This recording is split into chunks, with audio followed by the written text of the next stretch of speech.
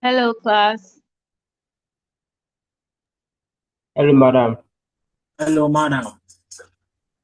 Good afternoon. You're welcome. Good afternoon, madam. Thank you. You're welcome then.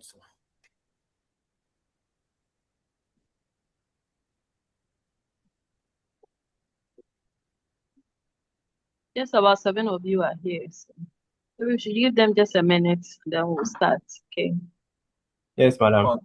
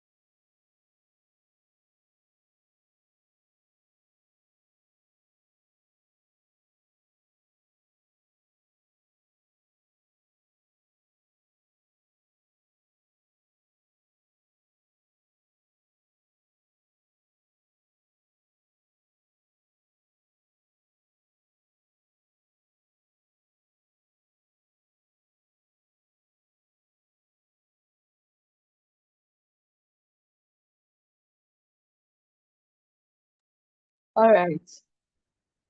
So last week was your self-study period. I put some materials on the platform for you to practice all the topics we've looked at. I hope you did that.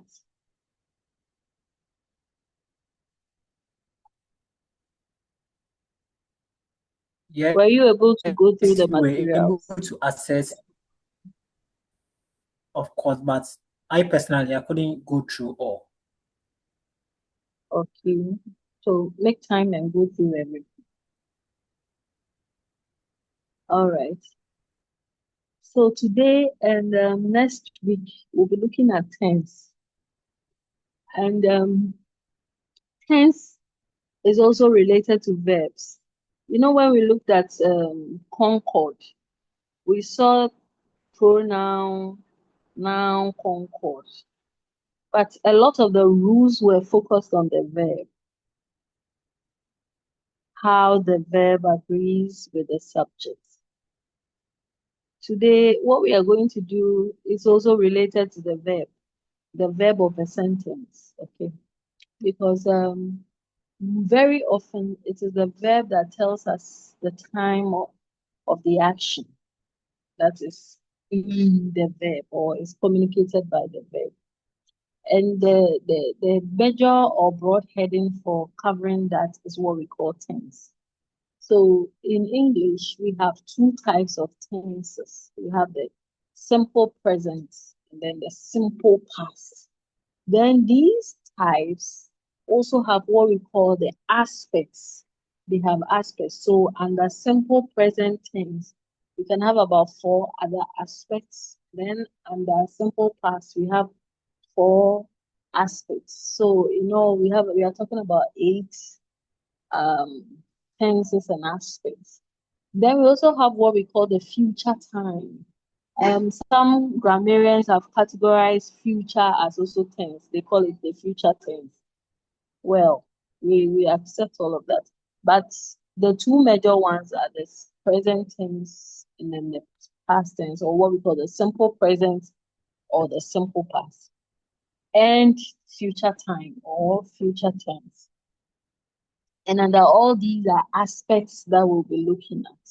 Now, about these aspects, because the issue is about verbs, the whole communication about tense is concerning the verb of a sentence. We will look at issues like negation, how to make negative of verbs. We also look at how to ask questions. And then we'll look at the active and passive form, because in all these instances, the issues surrounding them are concerning the verb of the sentence. When you look at active and passive voices, you realize that the verb changes. And so we'll look at that, not in today's session, maybe next week, and also how to form questions with them for simple present tense and simple past tense, and even the other aspects. So today our focus will be on simple present, simple past, and their various aspects.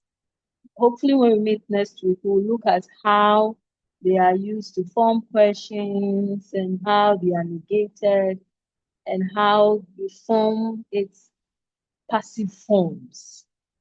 So let's pay attention so that we can have a successful class today. Now, as I already mentioned, tense has to do with the verb, and it indicates the time of an action or even the state. For instance, if you say Amma is sick, is in this sentence is not an action. It's telling us the state of Amma. And the is also telling us that presently she's unwell. Okay. But when we say Amma was sick, was is still telling us the state of Amma, but this time her state that was in the past or as it pertained in the past. So when we say that verb indicates time and state of the verb expressed in the sentence, that's what we mean. Some verbs tell action. For instance, a lot of main verbs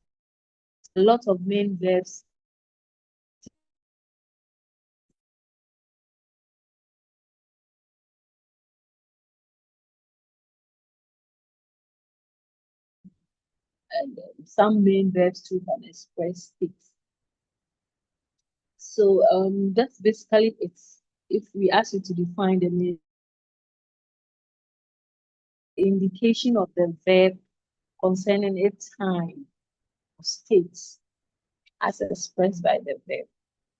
The verbs indicate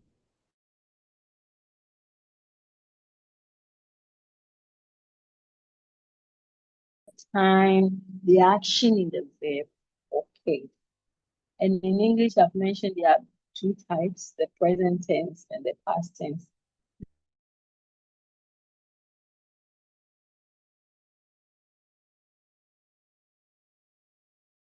As some grammarians have called it. Now, the simple present tense. While we go through these, one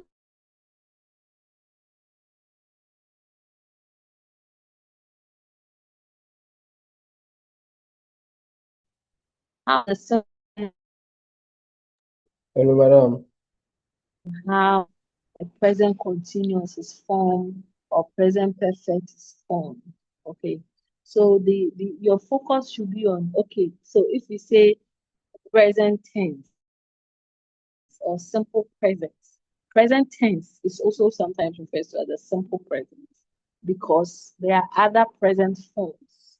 The simple present is indicative that this one is the bare minimum of it. And then the other, you have other auxiliaries coming before them. So the simple present tense is formed by using the bare infinitive form of the verb. And because we've been talking about verbs for a long time now, I'm sure now you know when we say bare infinitive, ed forms. If you don't remember, maybe I'll quickly just go through. When we say the bare infinitive form of the verb, you know when you open a dictionary and look for the meaning of a verb, the verb as it is written there is called the bare infinitive. And if they want to indicate its past forms, its plural forms, or singular forms, they add it somewhere in the definition. So by saying maybe give, you will see it there. They will tell you its past form is gave. Its third person singular form is gives. Its ed form will be given. Ed2 form will be given.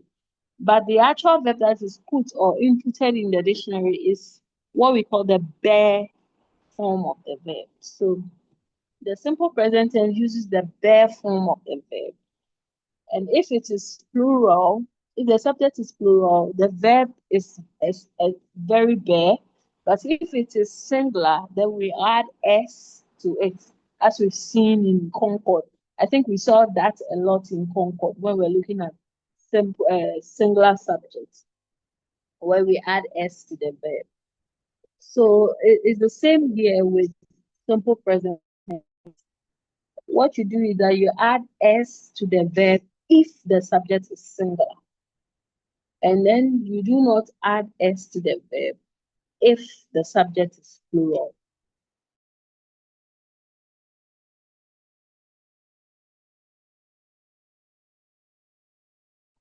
We've seen all the instances of so I'm having a little problem with my phone. Progress.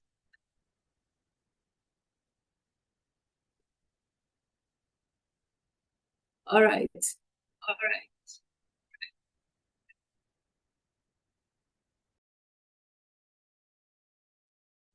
Okay, so like I explained earlier, the bare form of the verb is a simple present. If the subject is singular, we add s to the verb. So in these examples, you see that the verbs that have been underlined are all in its bare form or bare infinitive form. And since we do not have any third person subject in these examples, you do not see the verb with an S. But if, for instance, there was a sentence like she, then we say she dances every day. But for this example, I dance every day. You dance every day. They dance every day. The students dance every day.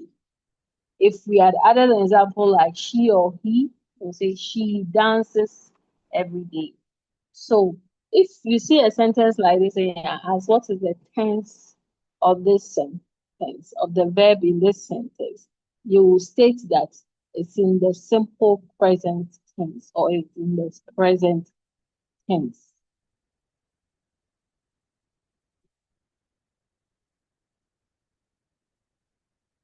For third person singular, as I was explaining to you earlier, examples are what we see here. So for verbs ending in s, es, or ies, sorry, we form the singular forms of verbs by adding s, es, or ies.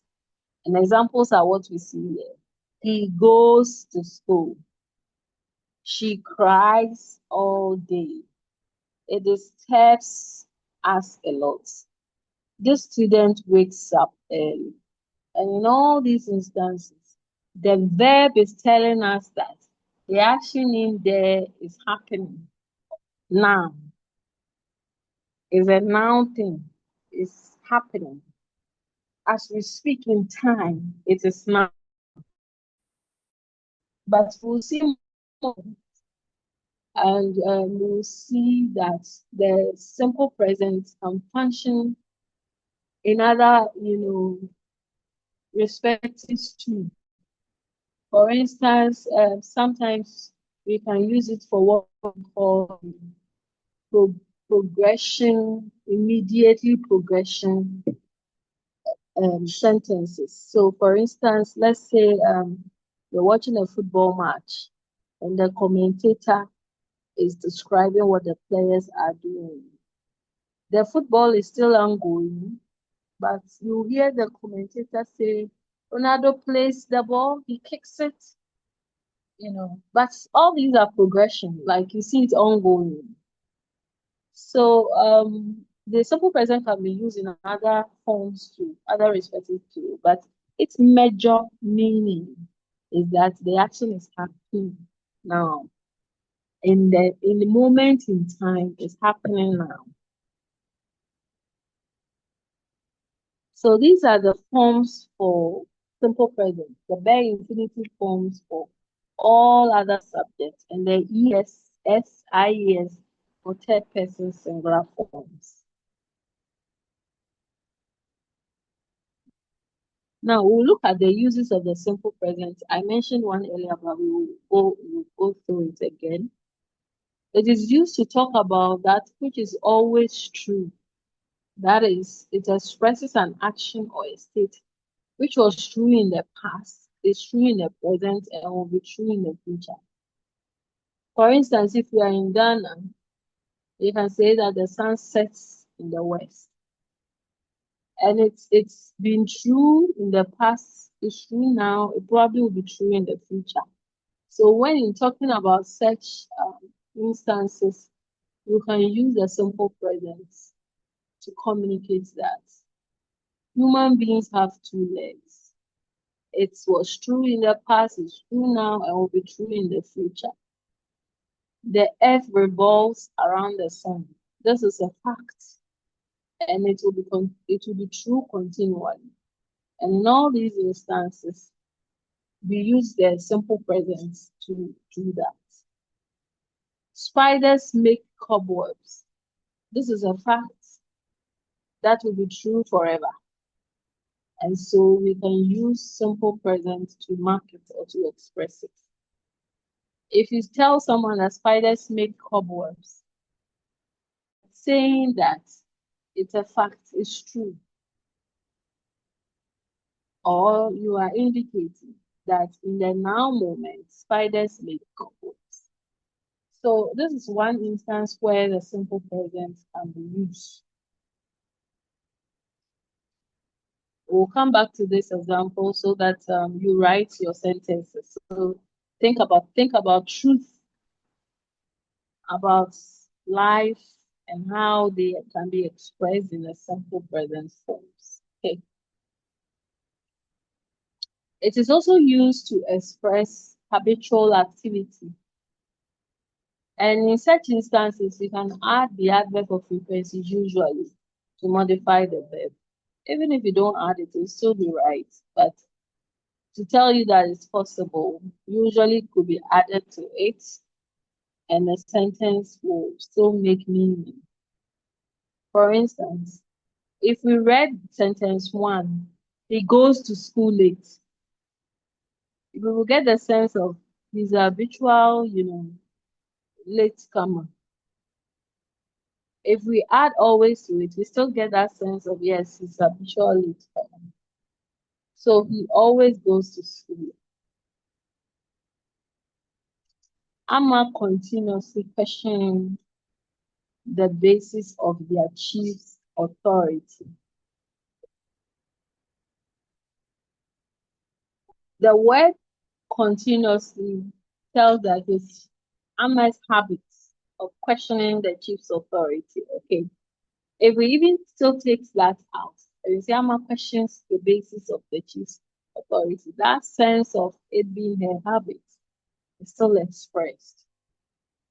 Now, the third sentence, she often reads the newspaper. She reads the newspaper tells that it's her habit of reading newspaper.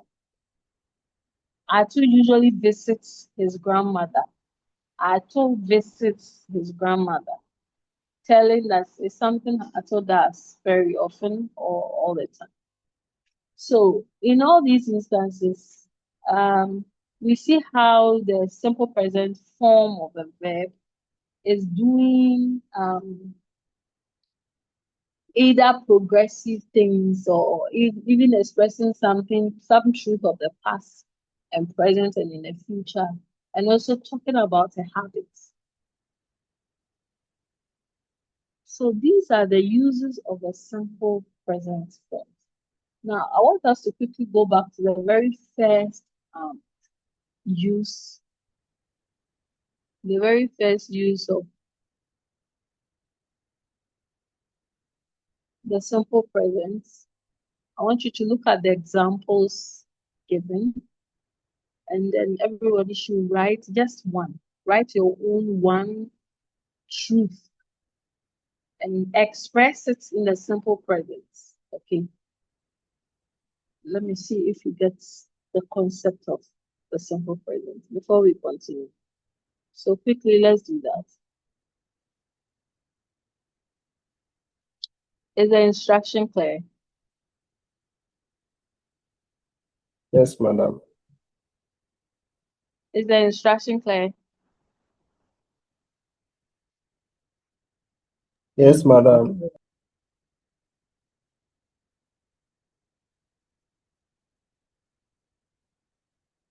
Are you guys there? Solomon, Samuel, Peter, Usu, Moses, Michael, Kofi, Joseph, Jonathan, John, Holy, Boatin. Are you there? Andrick, are you there? Yes, madam, we are here. Yes, madam. Yes, madam. All right. So write your sentence. Madam, we are following.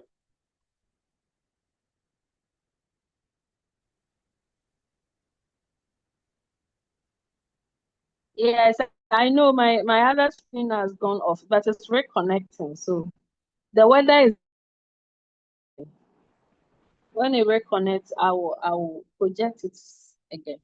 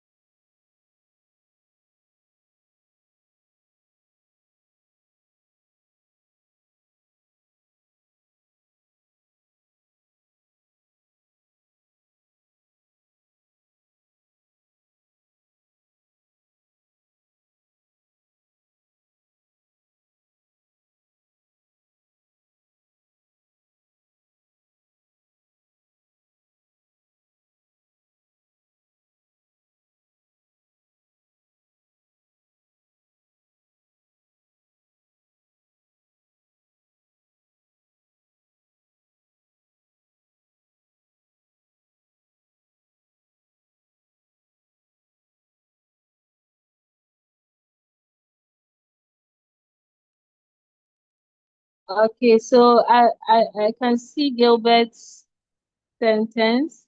The sun rises in the east. Okay. Trees produce oxygen through photosynthesis. Very good. Owusu Princess, she reads a book before bed. Okay. Water freezes at 0 degrees Celsius. Okay. The sea contains salt. She drinks coffee every morning. Andre, check your every. All right. So these are all, yeah, very great examples. Let's look at the second one. The second one is habits. When I think some of you, your sentences even express habits. She drinks coffee, she reads a book. These are all habitual examples.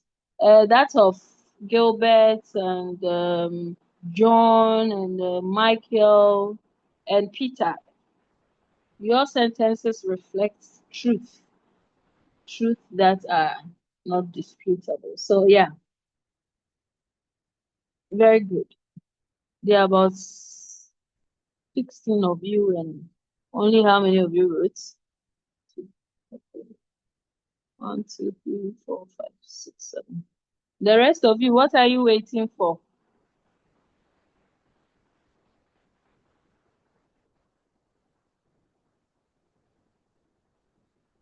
Okay, so let's look at the last function of the simple present, and then is the last but one of the simple present. Now, the simple present can also be used to express future activities. They can be used to express future activities. Now, let's look at this example. The Prime Minister leaves for Lagos tonight. The Prime Minister leaves for Lagos tonight. Yes, by adding tonight, at least we get a time frame that is not immediately. But even if we take away tonight, it tells us that the action in leave is going to happen in the future. The Prime Minister leaves for Lagos tonight. Or it could also mark immediately is happening. But adding tonight clarifies that difference. So sometimes when such verbs, when the simple present is used to mark a futuristic incident or future activity, often you see that adverbials are added to the structure just to give people that semantic of a future activity.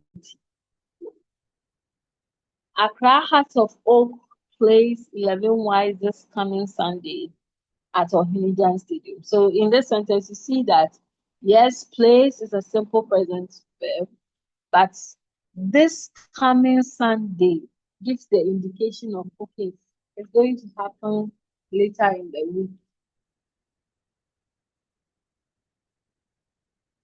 Essien arrives from Chelsea tomorrow. The verb arrives is a simple present, but it's been used to mark an action that will happen tomorrow, which is in the future. Okay. So yesterday, past, today, present, tomorrow, future. Okay. So that's the whole point of tense in English. So yes, that's another way the simple present can be used to form future sentence by adding some adverbials that express later in time. Now, I remember the very first class we had, we spoke about rules, and language has rules that the people who speak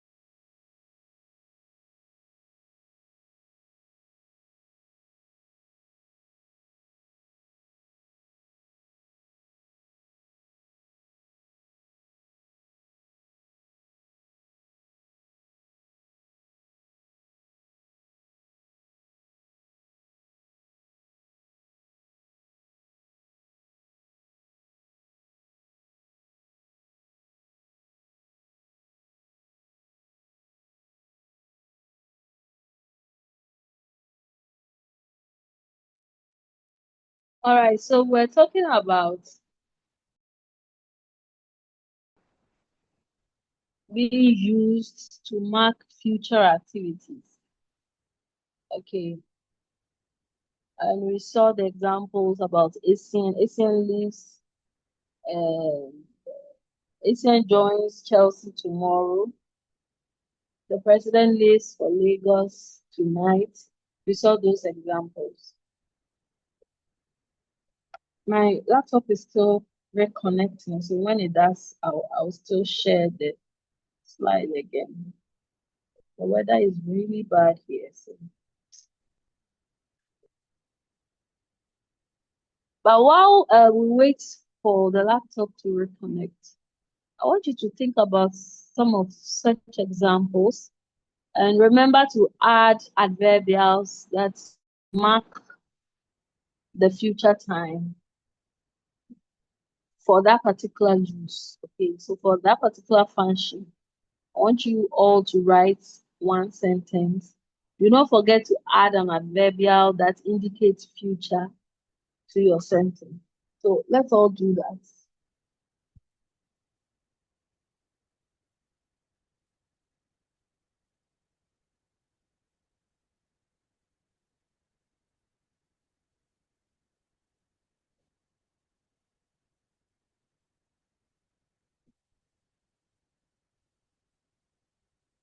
Is the instruction clear?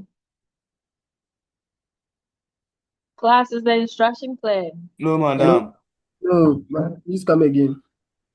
Okay, so I'm asking you to write your examples for the use of the simple present marking future activity as we saw in the examples, okay? And I'm reminding you not to forget to add adverbials, adverbials that indicate future time, okay? So that it's easier for the class to understand. Is it clearer now? Yes, Yes. madam. All right.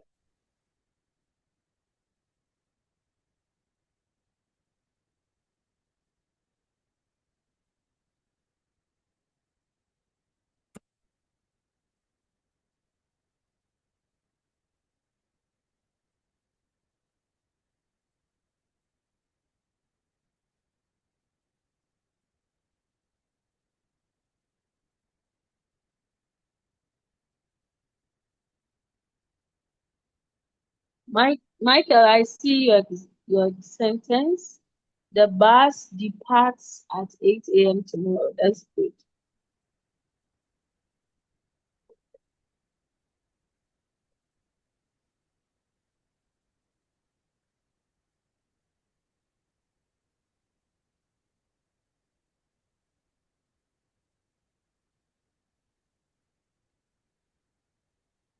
Holly says the cafe opens in 10 minutes. Very good. Gilbert says Mitch begins the investigation tomorrow. Okay. All right. So these are all good examples. The team flies back home on Thursday. Samuel, please check the spelling of Thursday is a proper noun. So capitalize the initial letter, okay?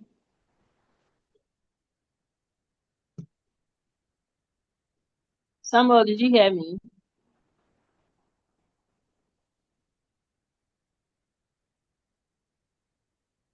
Samuel Aqua.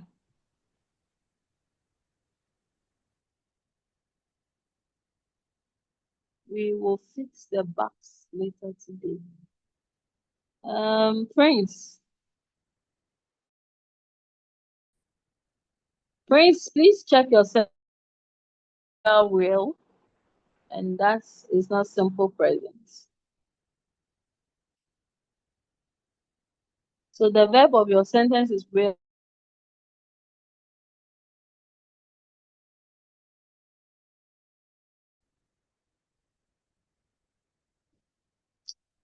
John Adams says registration for the new candidates ends on Monday.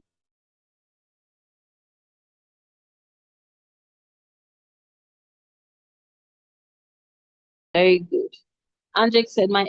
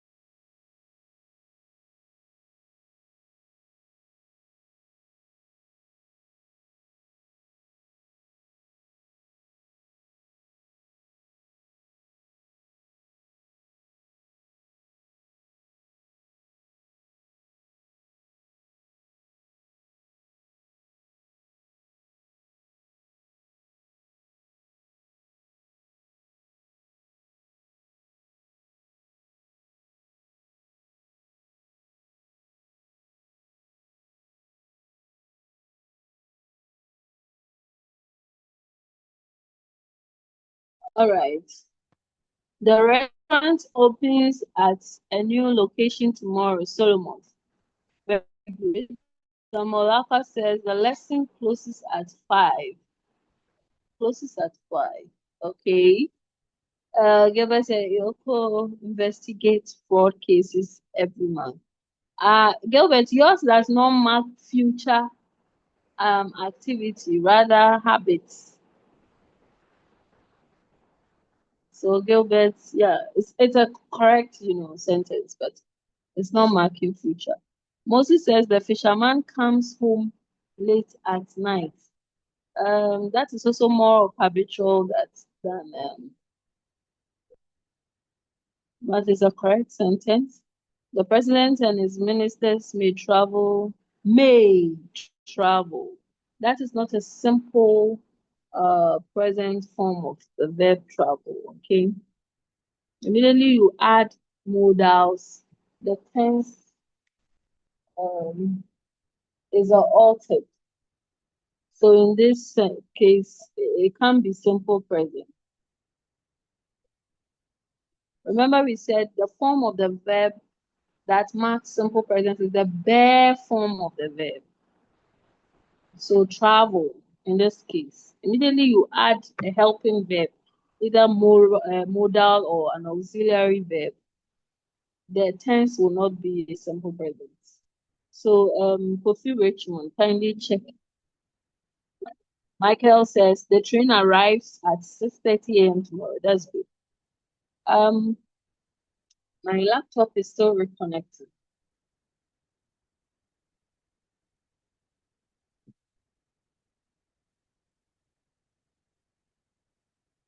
You know what?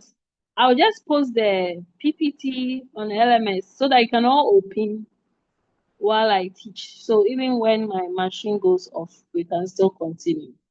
Is that okay? Yes, madam.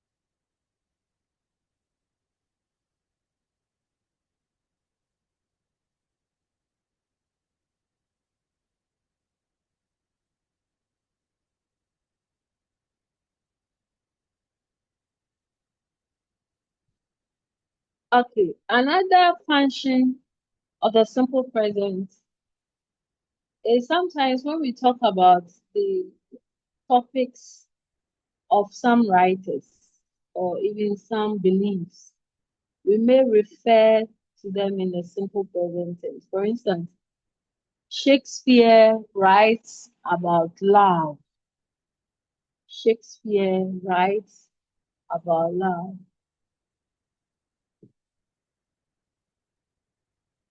All right, I've posted the notes so you can all quickly go to LMS and download it.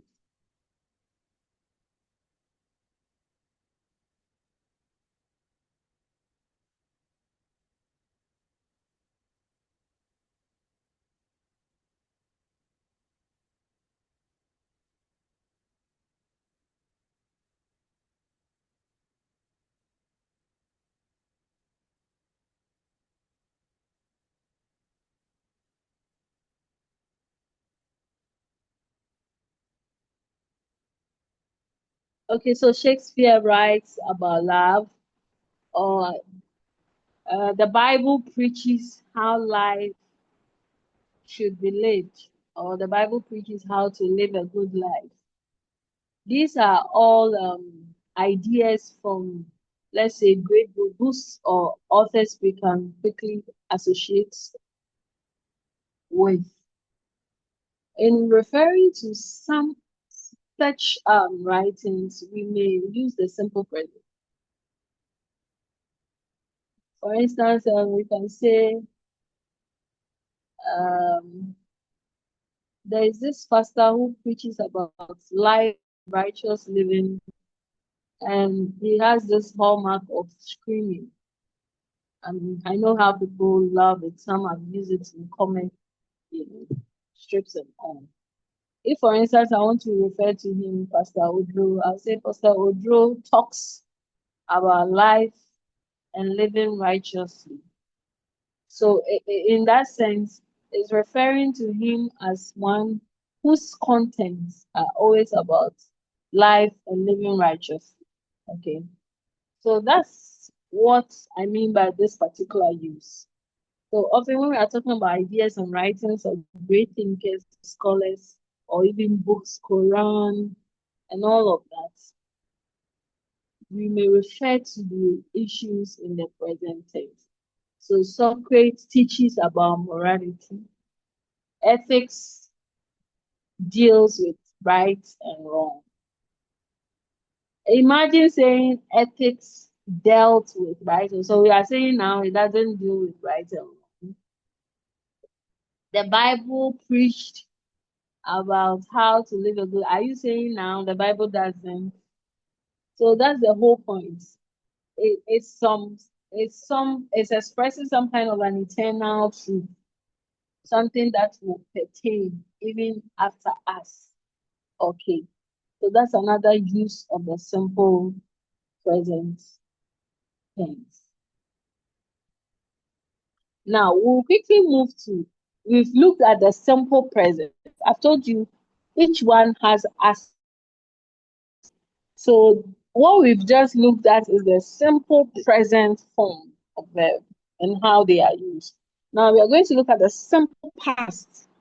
Then we will take time and look at the individual aspects of these two types of tenses. So we'll look at the aspect of the simple present or the present tense. We'll look at the aspect of the present tense. Then we'll look at the aspect of the past tense. So, but now we're looking at the simple past. What we did was simple present. We're looking at simple past. Remember I said the simple present, we use the bare form of the verb, or what we call the bare infinitive form. It is that verb that is entered in a dictionary, that we know its meaning, and they tell us how other forms are created. So for the simple past, it is the ED1 form of the verb. When we say ED1 form of the verb, verbs have forms. We have the bare infinitive, which is the bare nature of the verb as entered in the dictionary. The S form, which marks third person. We have the ED1, which is the simple past form. And we have the ED2, which is the EN or past participle form of the verb. So the simple past form is the ED1 of the verb. It tells you the past form of the verb. Of course, we should know that it's not every verb that ends with ed. Some of the verbs completely change form. Completely change form. And we know those verbs. For instance, drive, you will say dried, you will say drove. It has changed form. Steal, you will say stealed, you will say stole. But it's still the ED1 form of the verb. Okay, the form of the verb changes, but it still is marked grammatically as the ED1 form of the verb. So examples are on slide 10. Have you been able to open your slides? Yes, madam. Yes, madam. All right, so go to slide 10.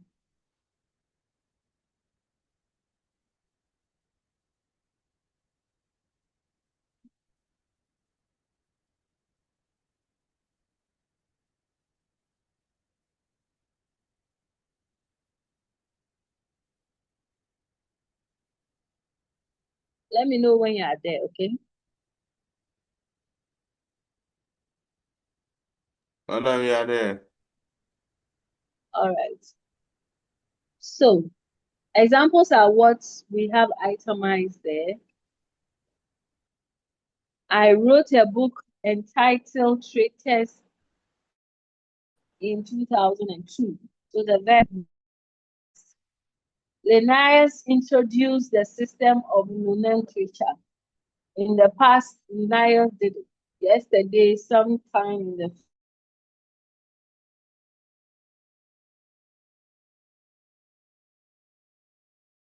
today, yesterday, she received the money.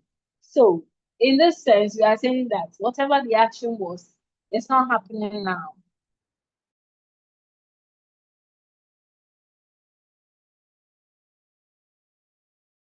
It happened in the past, sometime before now, which could be minutes ago, yesterday, 10 years ago. Okay, so that's the whole point with the past tense, telling us.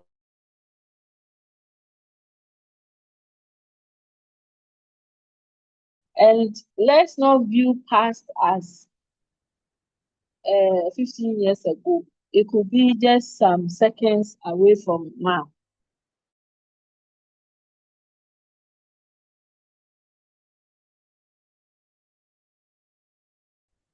Okay, so that's the whole point with the simple past form. Be one.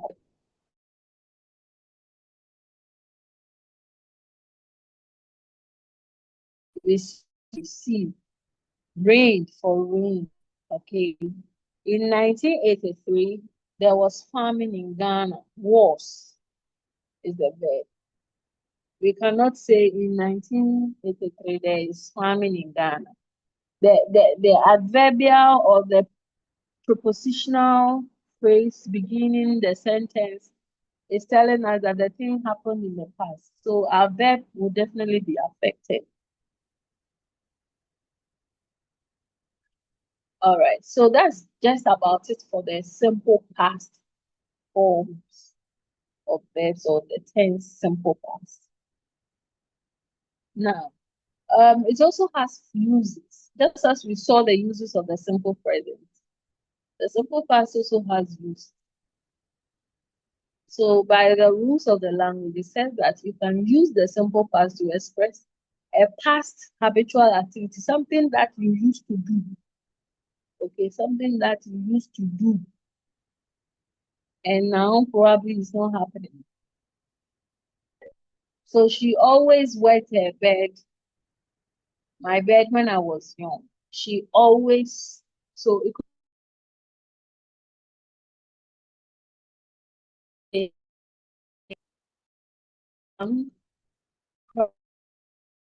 so clearly she's not crying, but in the crying. David used a,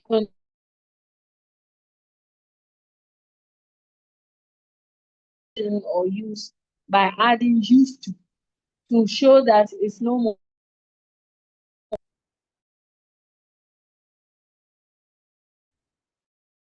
there. It's no more happening now. It may pass. And that the verb form, because by used, you used, and the other verbs take the past form. I don't know if you know what I'm saying. In the last sentence of the first use, David used to bath with his sister. Now, used to has been marked with the past tense because the present form of the verb used to is used to and not used with a D2. Okay. And once you do that, it means that the verb that follows will have to take the bare form of the verb or shouldn't mark the ed form. That is how come David used to bath with his sister. Bath is still bare. If we were to use any other verb, because in marking the past form of bath, we may not necessarily add ed. So if you like replace it with any other verb, you realize that you will not have to add the ed to that verb. Is the explanation clear? Yes, madam. Yes, madam. All right. So another use is that it is used to express wishes. So the rule of the language says when you're expressing a wish, your verb should be in the past. Okay? Pay attention because you write your sentence. I wish I had an umbrella. So immediately you wish means your verb should be in the past. I wish I ate fufu in the morning.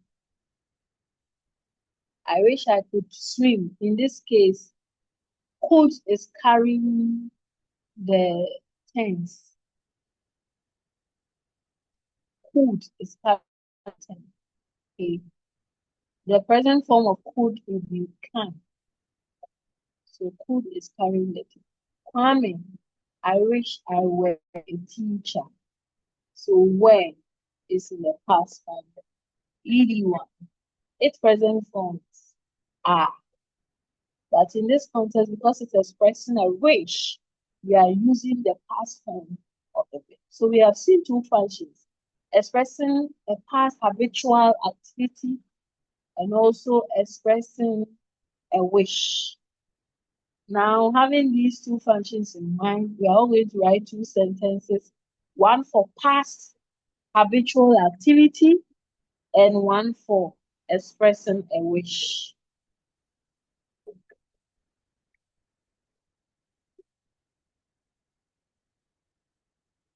Okay, so let me see your sentences. Remember, one for past habitual activity and one for expressing a wish. Okay, let me see your sentences.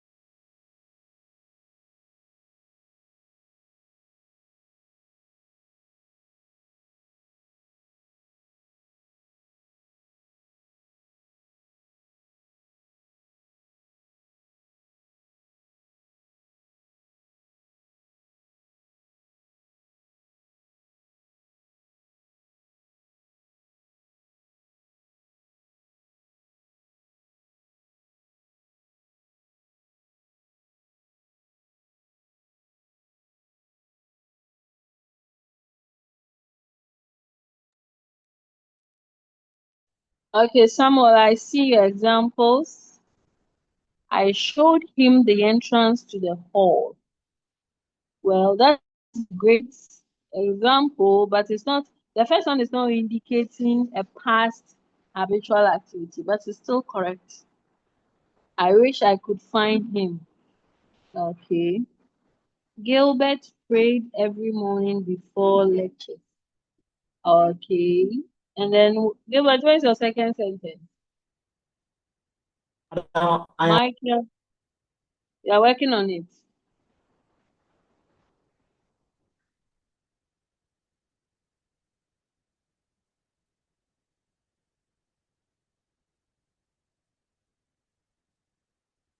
Okay, Michael says, I walked to school every morning. Very good.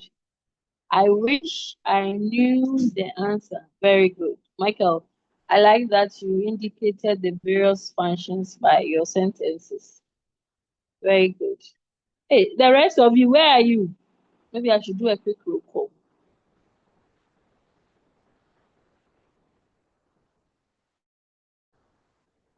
Andrick, where are you? Roland, God sent. Holy, today, I'm not seeing a lot of your show.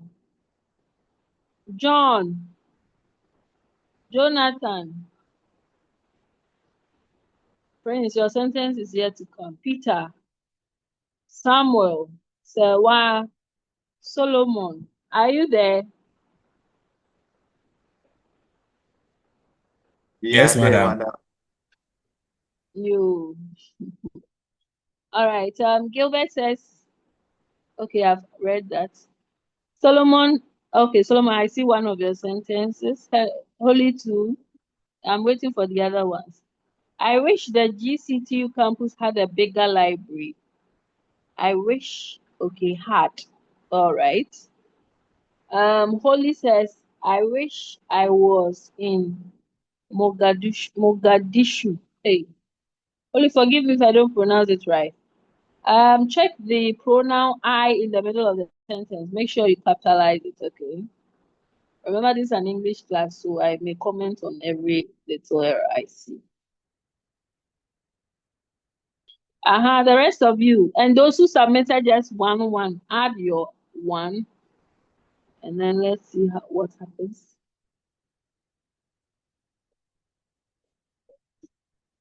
If I called your name, I want to see your sentence here.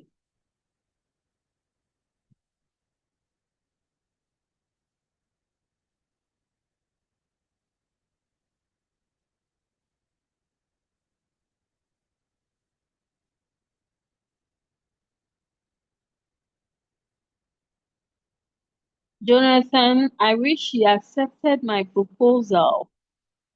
Okay, I believe it's a thesis proposal you're talking about. Solomon Yurenchi says, the Black Stars trained every morning during the last tournament. Very good. Okay, so Yurenchi, your two sentences are here. What is it? We walked through the streets yesterday.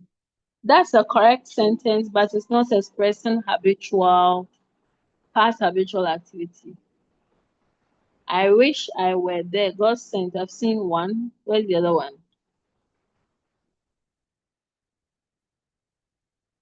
What in you have another one to write? Jonathan, you too. Holy has submitted just one. Okay. Okay. While you put that together, the next function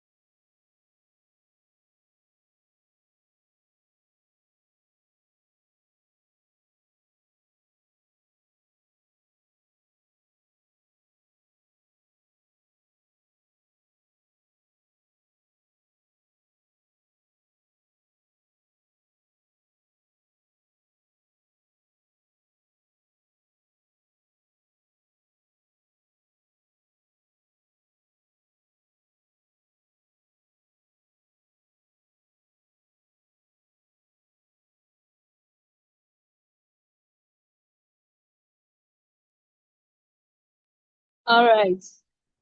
The network is not helping me at all.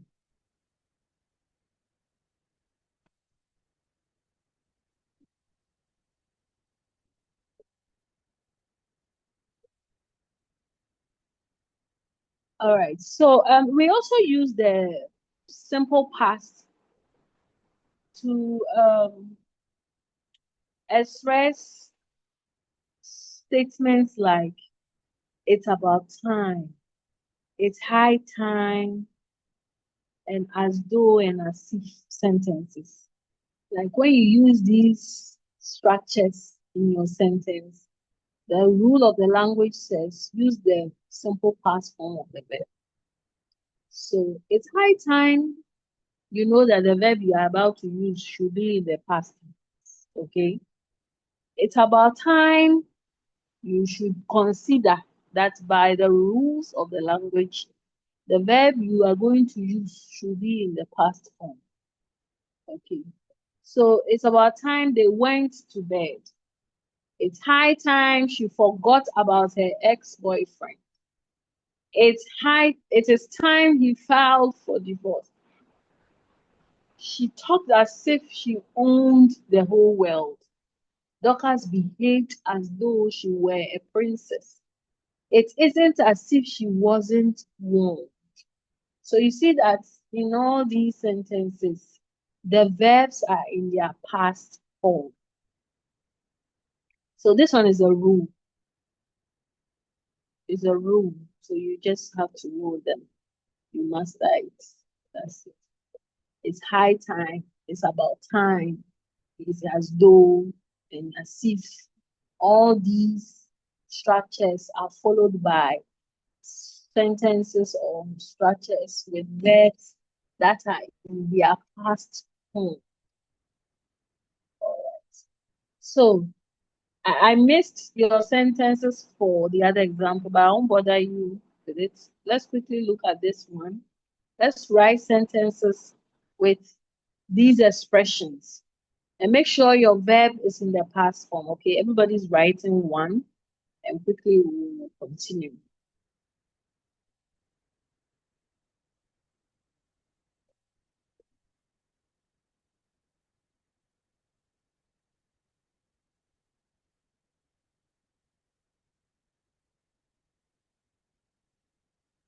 It's high time.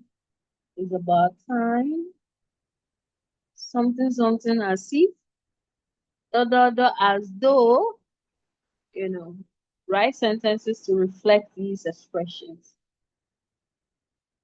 And remember that the verbs should be in the past. Is the instruction now?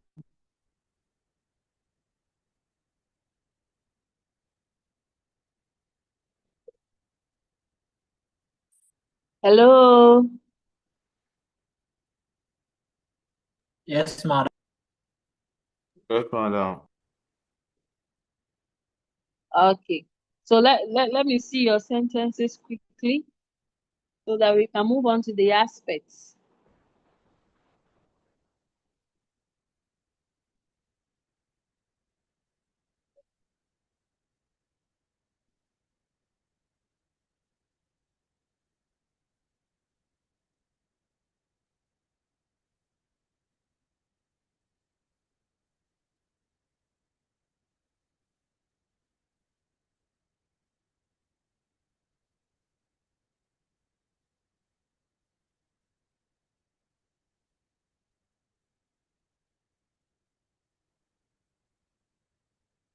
Okay, so Michael says it's about time we started studying.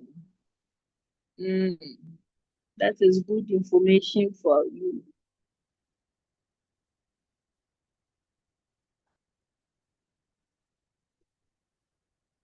Someone says it's about time we stayed together. Okay. It isn't as if he wasn't taught. I think you want to write the past form of teach. Peter, what you have there is the past form of think. So look at it, okay? Solomon, it's about time we helped the rulers. right? The rest of you, what about the other expressions? As though, as if.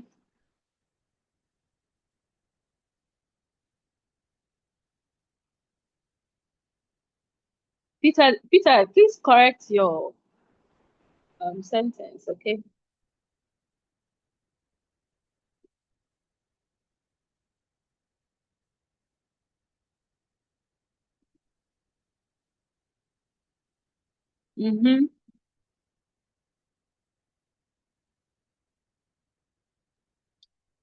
Solomon, Owusu Prince, Richmond, Jonathan, John Edem, Holy.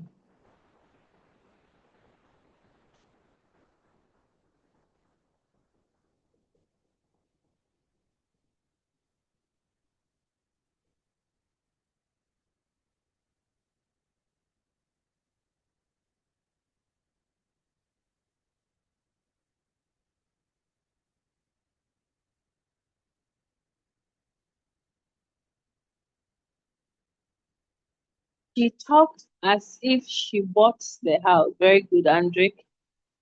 Very good. Now, when we started, I mentioned that there are two major forms of tenses, the present and the past. And also there's the third, element of future time or future tense. And these are what we call the aspects. So when we look at the simple present, it has aspects. When you look at the simple past, it has aspects. And these aspects are what we are going to be looking at now. We have the progressive aspect. We have the perfect aspect. So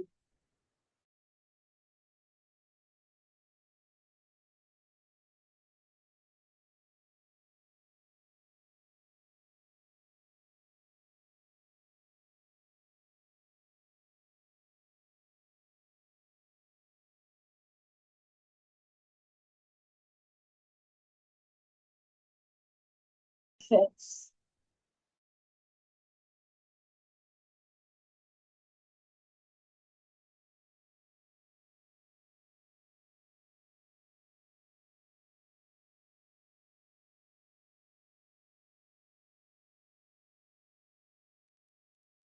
Rest.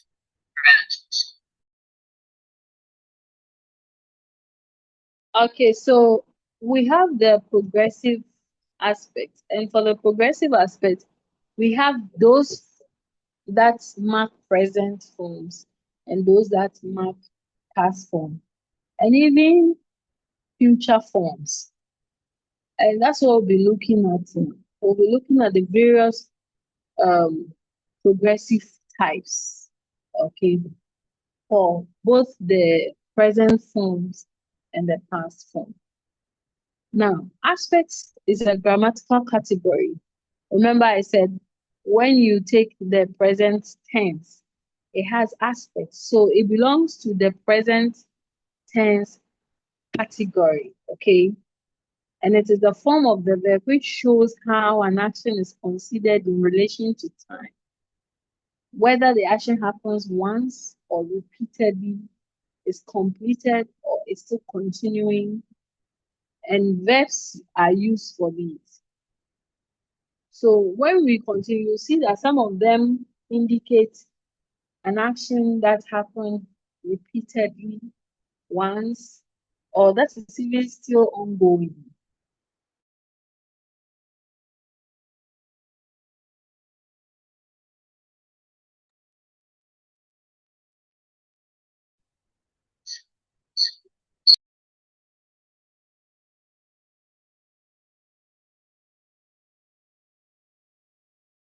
We'll look at the very first aspect.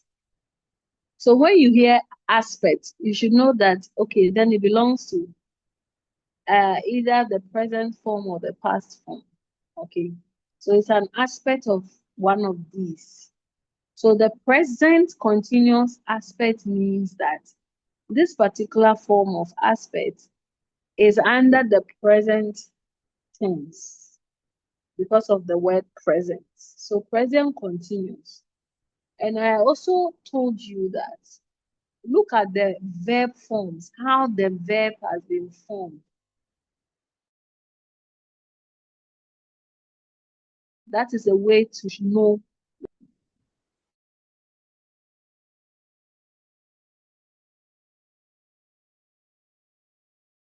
And when it's in the third person, we add S. So in this instance, we are saying present continuous. So now, with the present continuous,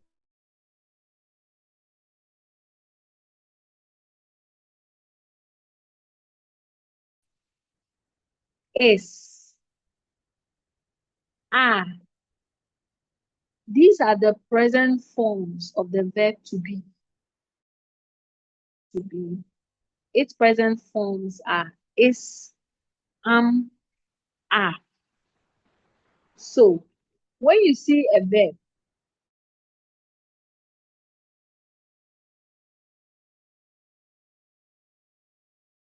an ing form of verb, then you can reliably say that is a present continuous.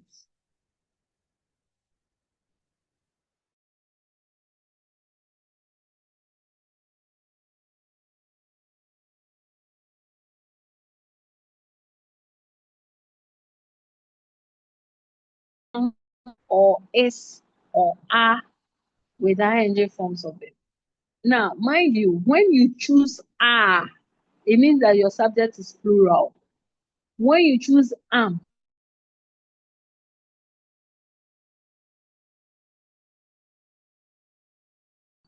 it means you are referring to the first person form of verb.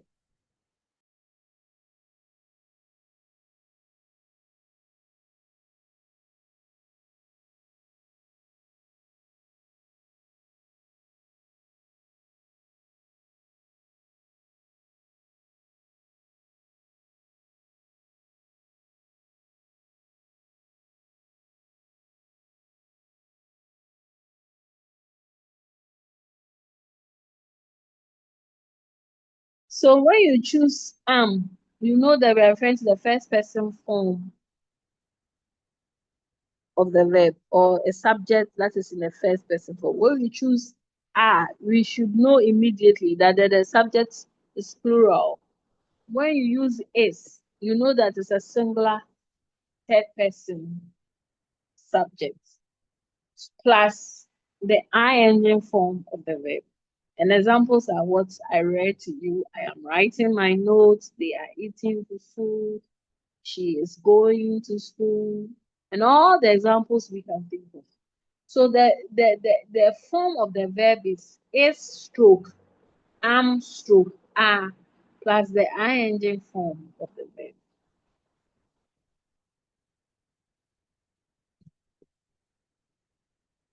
Now, let's think of our own sentences. Remember, the form of the verb is stroke, am stroke, are plus ing form of the verb. So think of your sentence and write it quickly while we continue.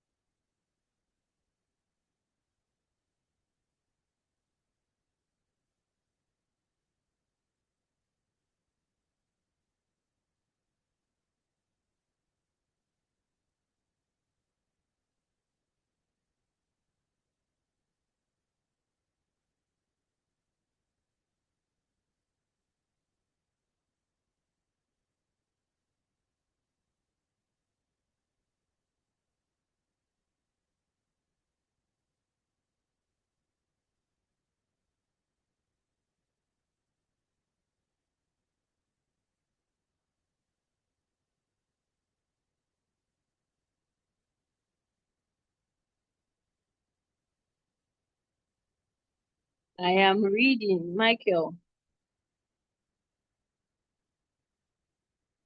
They are writing. Their example, very good. Okay, so you see that the form of the verb, as I've explained, and as in the examples we've written, am ing form of the verb. Are, ing form of the verb. If, ing form of the verb. Very good. So these are all called the present continuous.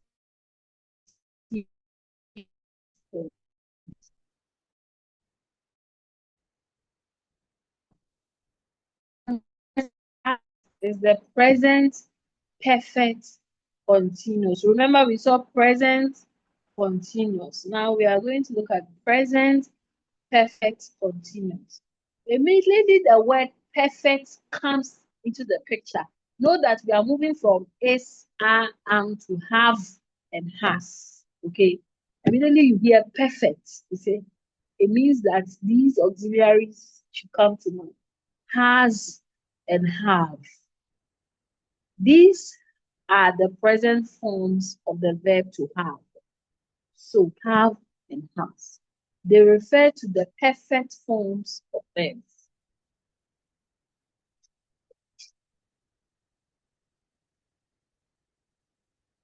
So present perfect. So it means have and has.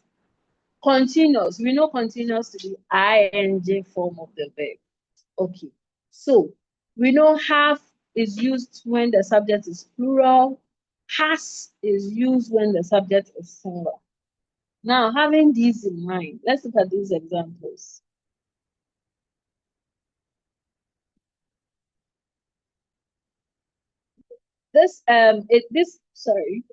They have been rehearsing for 2 hours now. They have been rehearsing for 2 hours. My father has been researching on this topic since 1980. Lawrence has always been quarreling with his sister. Now,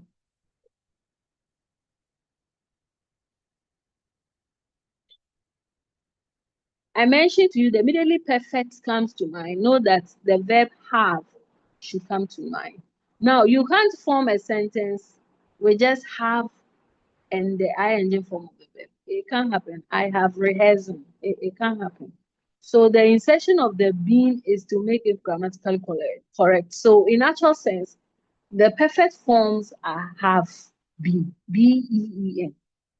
In the passive forms, when we start looking at the passive forms, you realize that the B-E-I-N-G will also be very useful there. But in the active forms, the B-E-E-N is what we will focus on. So you see have been, has been, have been. So that is it for the present perfect continuous tense. So immediately you hear perfect, you know it's going to be have been, has been, and the ing form. Now that we know the grammatical formats of the present perfect continuous aspect, again we are going to write our examples and then quickly we'll move on. So let's do that.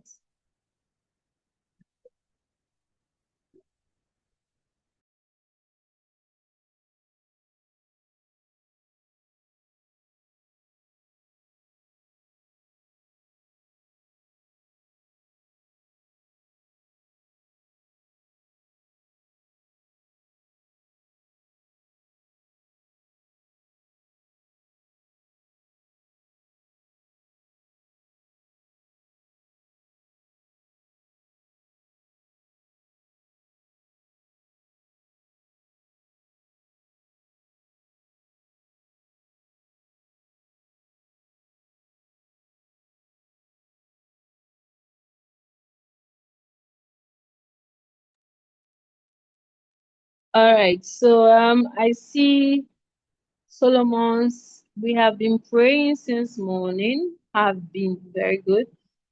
Someone says they have been fighting each other for long, have been fighting, very good. So that's the present perfect continuous. Okay. The politicians have been lying to us all the time. Police says they have been working on the new software update since Wednesday. Very good. So that is it for the form of the present perfect continuous. Now, we will move to the present perfect aspect. Okay, present perfect aspect. We saw present continuous, present perfect continuous, present perfect, and that's it. So the continuous forms have ing forms of the verb. Immediately you hear that the aspect, after we've said it, we say present. Present continuous, you mean ing form. Present perfect, no ing form, but rather the ed2 form of the verb. Present perfect continuous, the ing form. Okay. So the present perfect aspect, as I've already explained, immediately you hear perfect, you know it is the have and has. Okay. And if it's present, then it's have has. If it's past, then it will be had. So now we are looking at present perfect. So have or has. Right. Now, remember, this is just the present perfect aspect. It's not the present perfect continuous. So for the present perfect aspect, it is the has or have plus the ed2 form of the verb, which is the past participle form of the verb. But if it is present perfect continuous, then you know that it is have, has, plus BEEN plus ing form of the verb. So since we are looking at the only the present perfect, we will combine has plus have plus the ed2 form of the verb. And examples are what we see there on slide 18.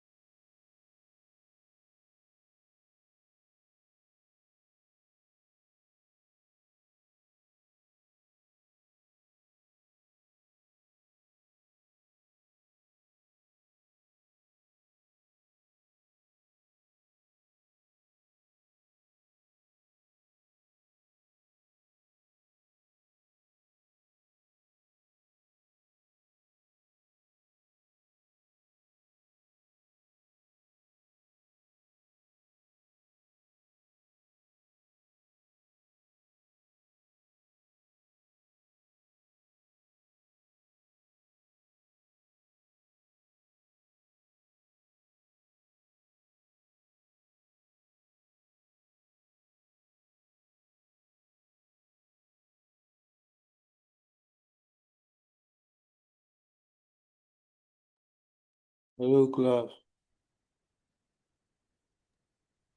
Hello, Mr. Solomon. Oh, okay. Madam is off. Oh, Yeah, but she'll be back. okay.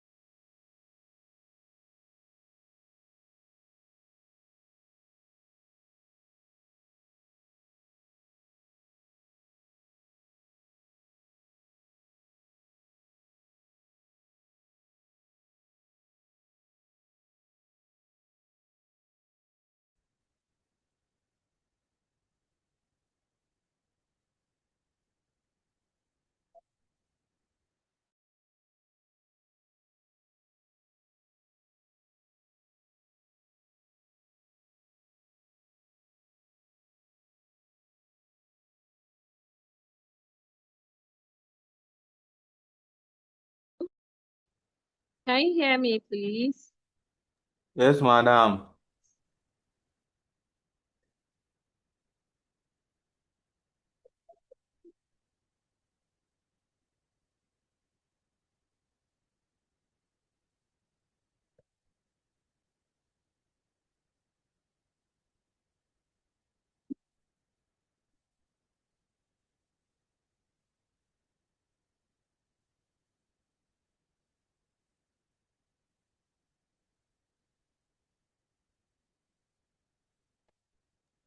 Yes, madam, we heard you.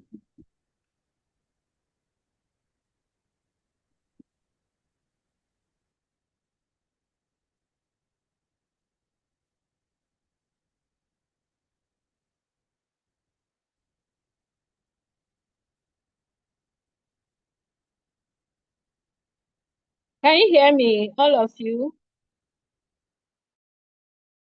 Yes, madam. Where are they? Madam, we can hear you.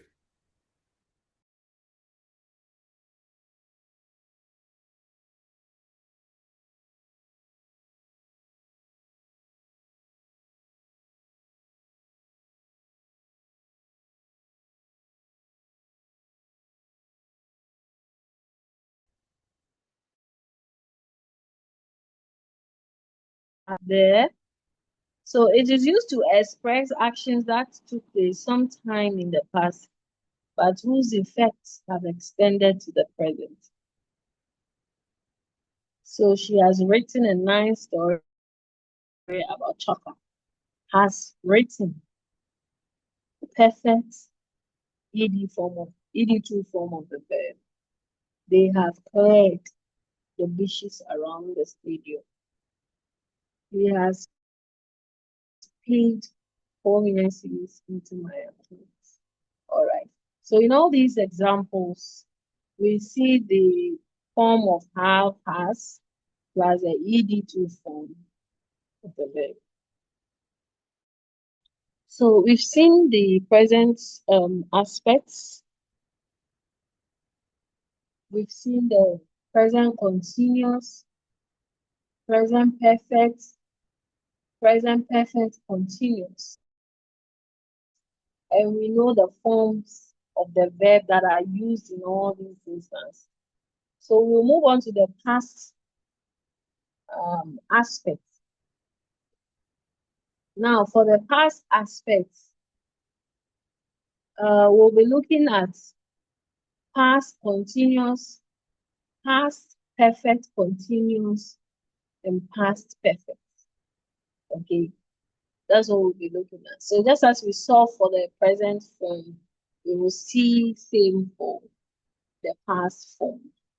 Now, the very first one we are looking at is the past perfect aspects. So the past perfect aspect, remember I said immediately you hear perfect, you know it is have, has. But in this case, say past perfect. So it means that even the have and has is going to take its past form, which is had. Had is the past form for has, and also the past form of had. Okay. So here, no distinction is made for singular or plural. Had is used for both singular and plural. And examples are what we see: had written, had eaten, had gone. Look at slide 19. Can you all see them? Yes, madam. When I ask the question, I want to hear all of you, because when one person speaks, like if the rest of you are not participating. So can you all hear me? Yes, madam. Yeah. All right. So look at slide 19.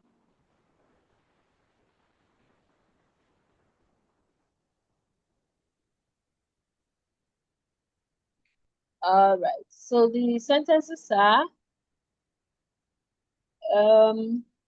the visitors had arrived by the time I got home. Now, this is how to use it. When you are talking about two actions that took place in the past, the past perfect is used to indicate the one that one occurred before the other. So you want to indicate that this one happened before the other one. Okay. You use the past perfect to mark that difference. So the visitors had arrived by the time I got home. So all these actions in the verbs happened in the past, but one happened before the other. And in this case, had arrived by the time I got home. So before getting home, the visitors were already there, showing that the arrival of the visitors happened before the other action in the verb. So that is how to use the past perfect tense.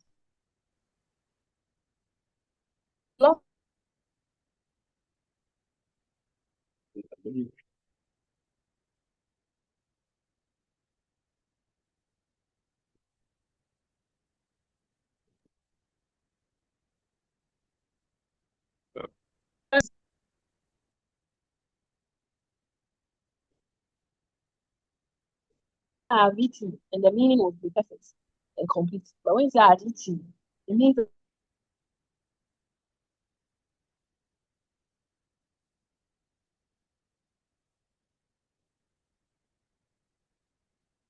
Madam, please, your line is breaking.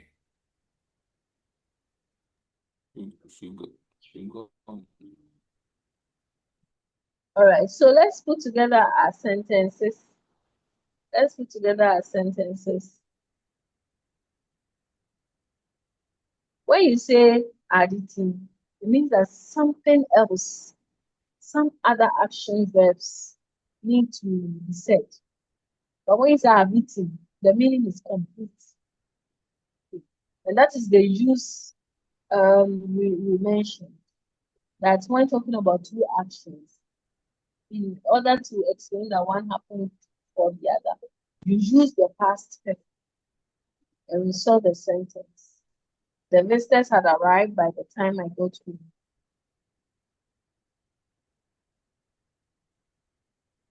Okay.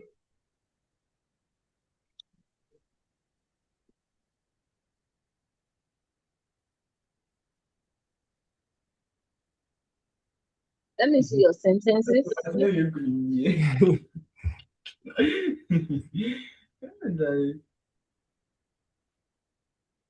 Let me see your sentence.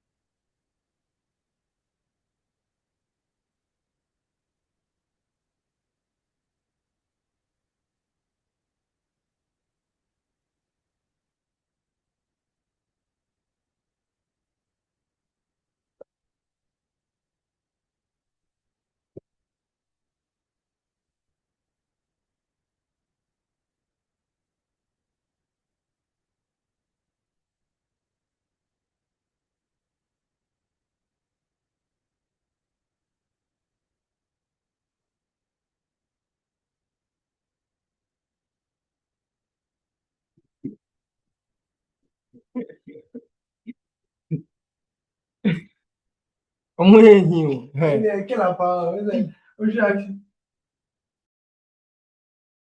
Andrick, we can hear you. Turn off your microphone, please.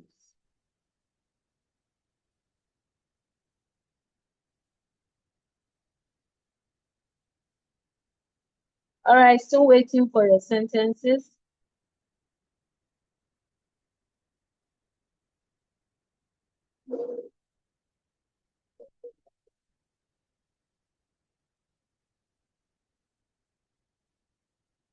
Roland, Andre, Gilbert, Gossent, Holy, John, Joseph, Kofi, Solomon, Jonathan. I want to see your sentences.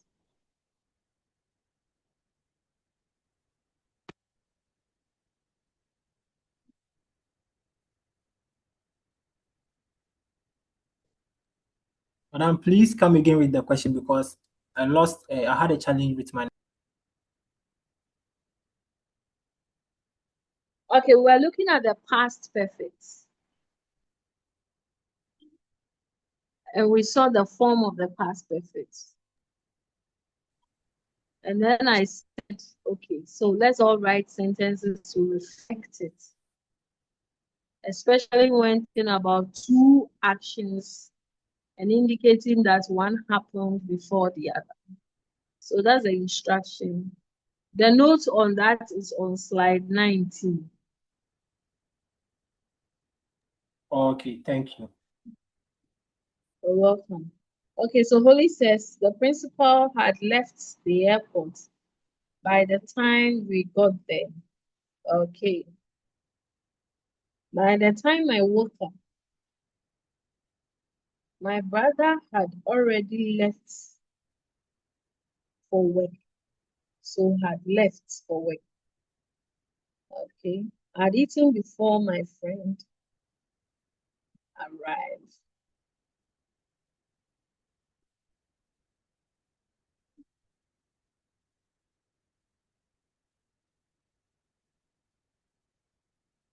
All right. The train had departed before we arrived at the station.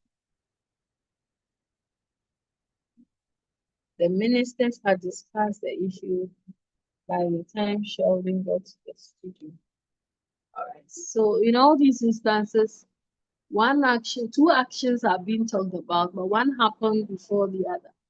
And the past perfect has helped in achieving that effect. Very good. Now,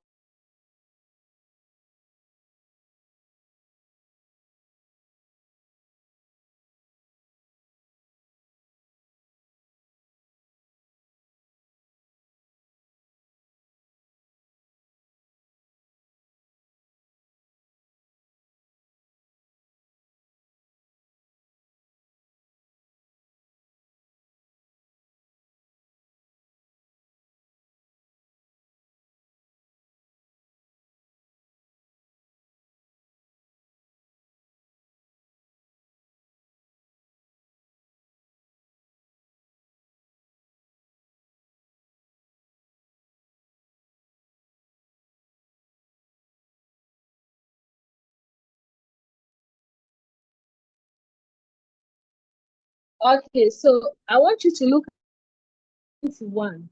There's a summary of all the aspects for the past tense there. Slide 21 is where we see, we get to just suppose all the forms. Okay, so we see the past, simple past, we see the past continuous, we see the past perfect, and we see the past perfect continuous. Okay, we've looked at the simple past, which is the ed form of the verb. We've seen the past perfect, which is had plus ed2 form of the verb.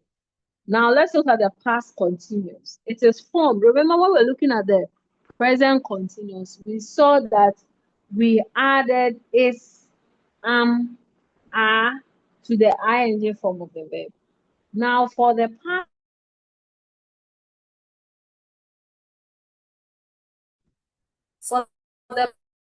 past, continuous, what we do is that we add was, were to the ing form of the verb. Was, were to the ing form of the verb. That is the past continuous. So it's like the past form of is, are, plus the ing form of the verb. Okay. And then for the past perfect continuous, remember I said the past form of have and has is had. So it is had plus been plus ing form of the verb. Just as we saw for the present perfect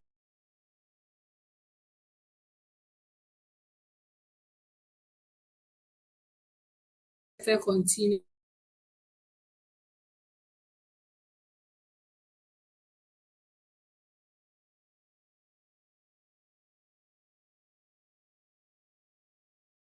we had have or has plus being plus ing form of the verb. The past perfect continuous is had plus be formula supposedly for these aspects of the past tense. Is that simple? I mean, if you will keep in mind the forms that they take, then you know what to write when you are required.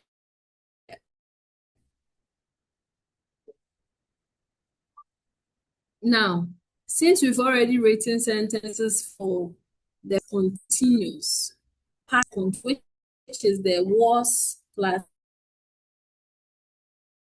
ing form of the verb, or where plus ing form of the verb. Where is the plural form, was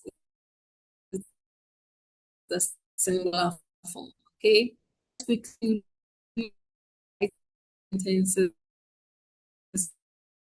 to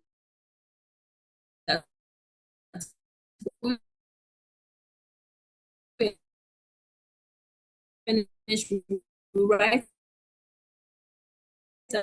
our own examples past perfect.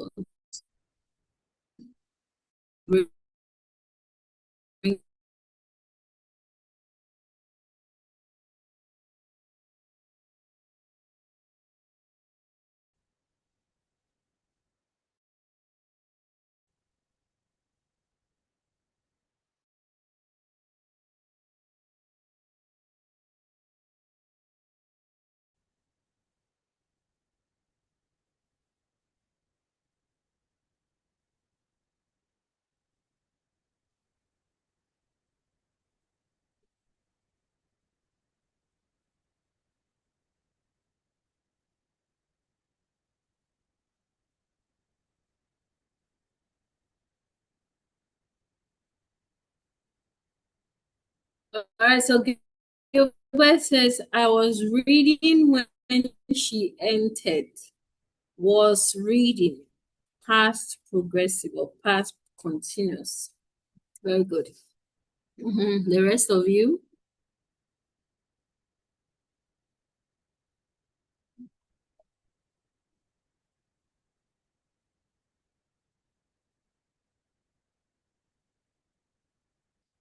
Atinga and Eno had.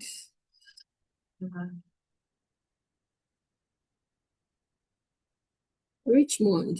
We are looking at past progressive or past continuous. And you said had gotten. Remember we said was or were plus ing form of the verb. So what you have here is not correct. And even outside of the scope of past progressive, this sentence is still not correct. So look at it again.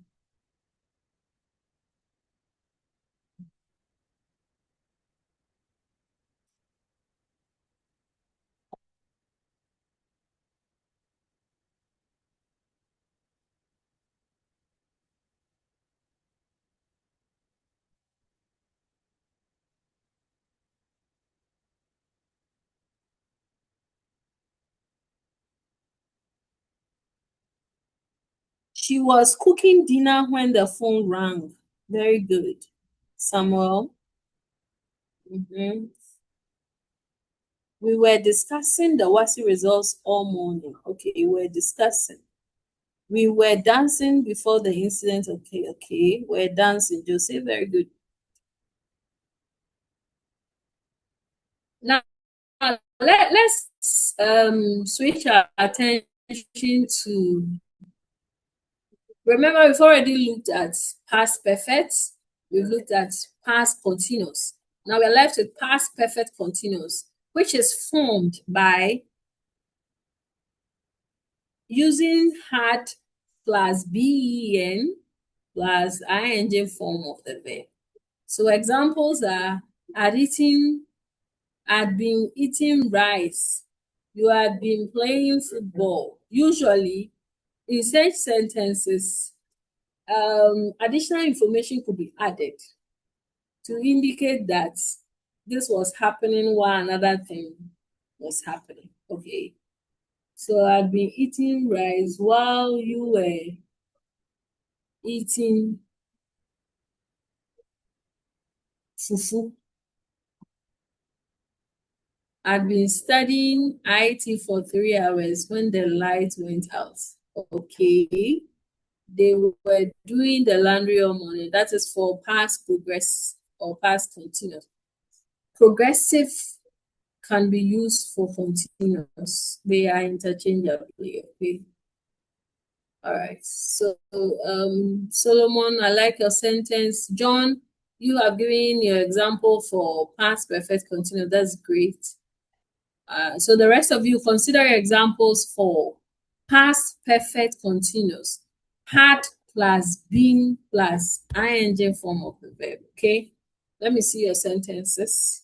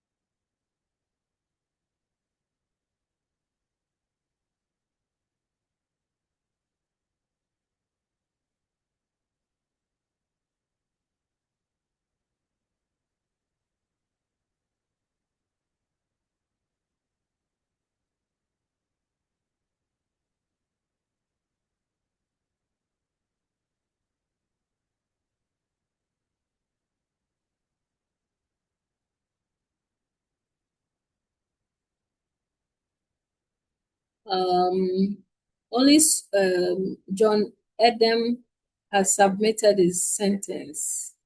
The rest of you, are you writing?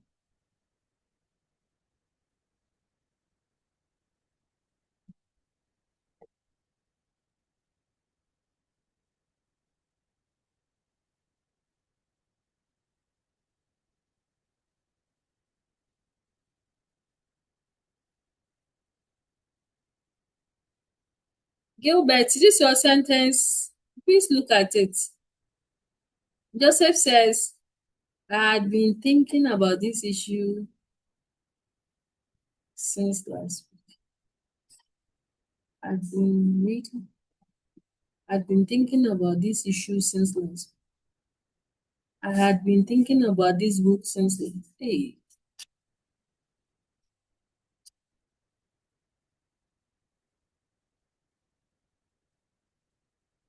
You see, it makes clearer sense. Let me say that. If you indicate two actions, if you indicate two actions that happened and one was happening before the other. I'd been thinking about this issue since it's not correct.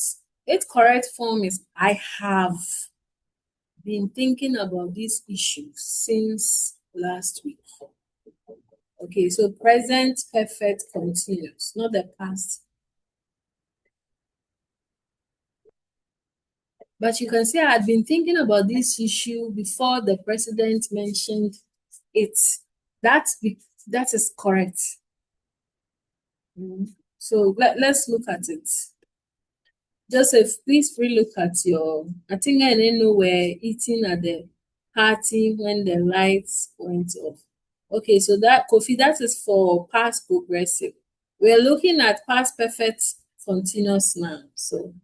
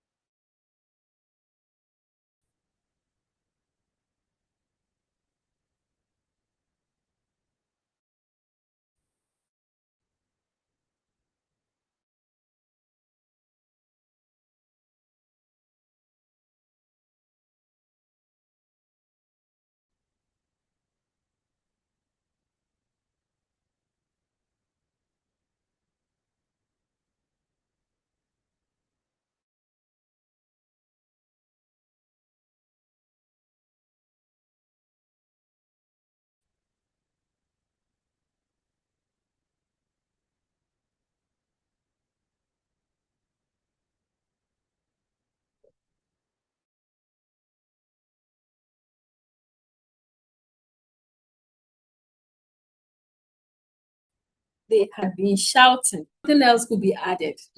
So that's it with the past perfect continuous and the past perfect. It's always you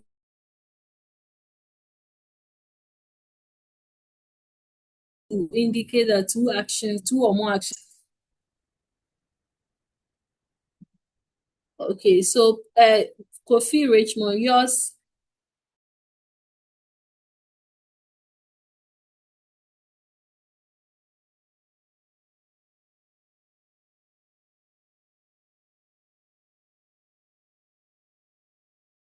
Birthday. Have been another. This would be clearer. Okay.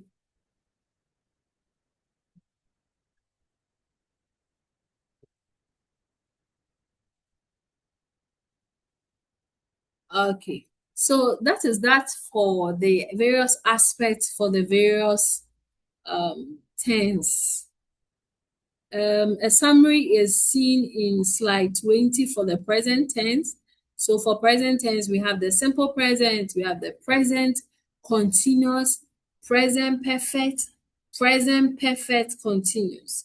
Then for the past summary, we have simple past, past continuous, past perfect continuous.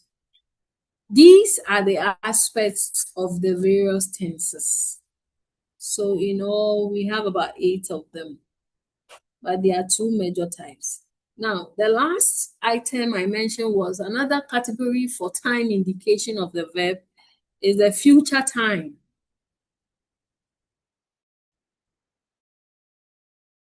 Future time, what some grammarians are also called future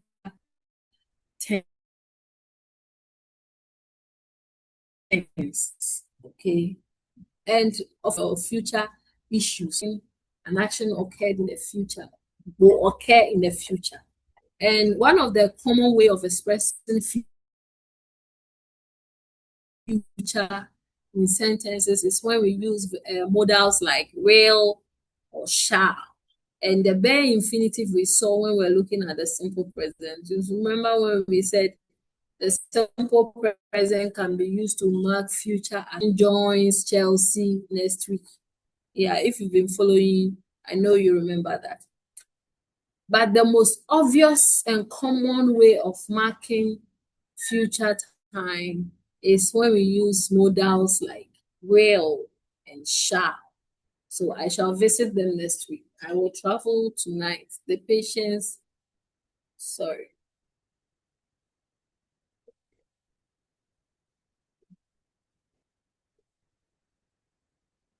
This could also mark it, but it's not under this particular topic.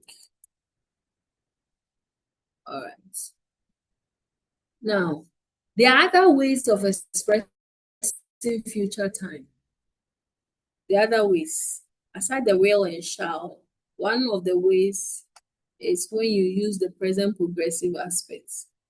They are visiting their grandmother next Tuesday. You see that the form of the verb is a present progressive or continuous, present continuous. But then the addition of that adverbial next Tuesday gives the indication that the action is not happening now. It's going to happen later. Okay. So they are visiting their grandmother next Tuesday. Alex is taking a paper in biology tomorrow. It means to happen, it won't happen today. And it didn't happen in the past, it will happen going forward. Philomena is leaving Abra for Cebu in 2 days. Clearly not happening now, but in 2 days' time, which marks future. So that is also another way of marking future in English language. And we saw one earlier about the simple present, but let's see. We're going to look at it again. That's what I mean. So the chairman leaves for London tonight. We saw that. My mother arrives from Besiansi next Saturday. So clearly, in the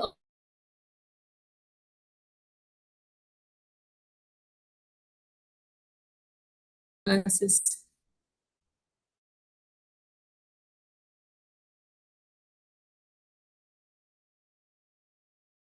are not necessary. They've been used to mark futilities for landing tonight. It didn't happen yesterday, but it will happen later today, which is still future. Okay. And my mother arrives from Mensah. So my mother is not here. She's not on her way, but she's going to definitely be here next Saturday to mark future. So that is apart from the real and shall, there's also the present progressive, and there's also the simple present forms that can be used to mark future.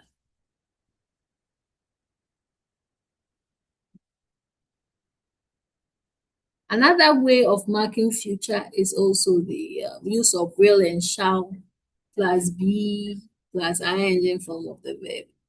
So I shall be going to Tema this evening. So clearly, the action will happen in the future. Okay. So that's about the future aspect. Should I say aspect? The future time. You can also use about to. You know, we say that it's about to rain. The rain hasn't begun, it's not raining. Clearly, it's going to happen later. And that marks future. So about to is also used to mark future time. So these are the instances for marking future time. Using shall or will, present progressive, simple present, using shall plus be plus ing form of the verb, and about.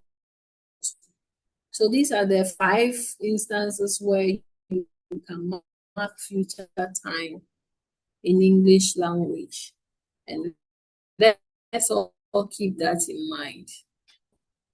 Tenses. The future time is also part of us. I mean, we talk about few things that will happen in the future as if we are there. And the language make provisions for that so that we can express that as we speak. So we'll bring our class to an end today.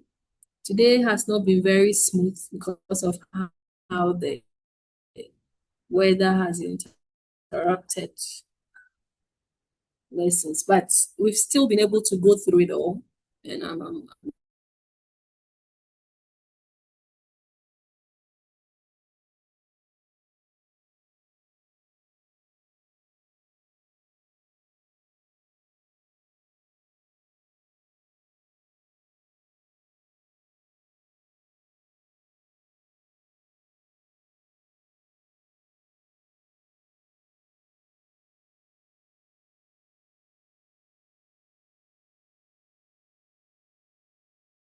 so when you go, you can start to read around that, and so that when we meet, the discussion will be fruitful.